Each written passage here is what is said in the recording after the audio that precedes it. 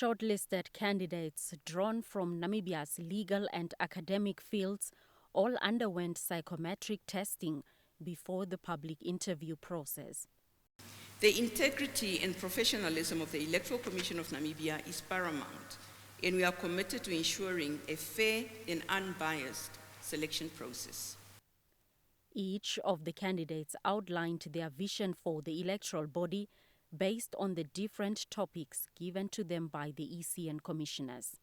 Legal reforms, you made reference to the need to do away with reference to the Public Service PSC and the Public Service Act. Now, in practical terms, how are you planning to do that? The strategies that you have underlined, you indicated that political parties should also be providing civic education within its constituencies. As ECN, what role would we be playing to ensure that that would happen? Common among the aspirants is to ensure the independence of the Commission, ensure that the provisions of the Electoral Act are implemented to the latter, and increase its outreach. Also clearly do away with reference to the Public Service Commission, because we are talking about independence of the Commission.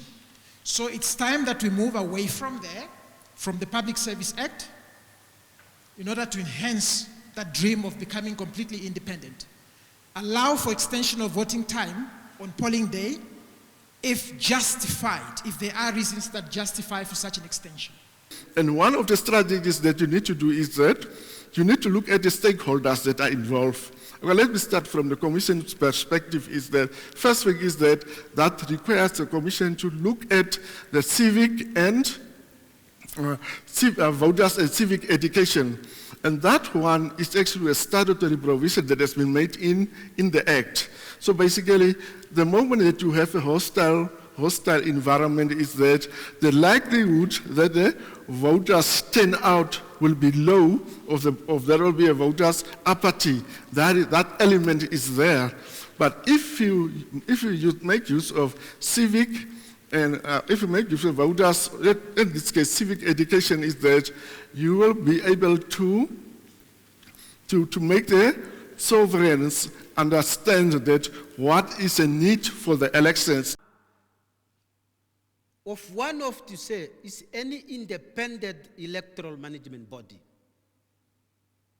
One of the amendments, after my research, is to ensure that the issue of full independence is included in the electoral amendments.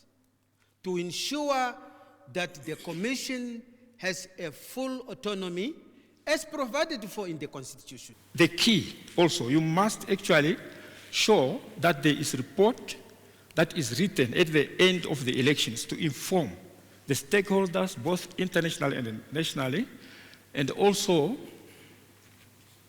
the Parliament, the Office of the President should be able to know how the Commission conducted all these elections and how they ended. If there were issues, it is also a risk for the country, and then they will not trust the organization. As a result of that, it's important that that report writing is given to them so that at least they know exactly how to deal with these things.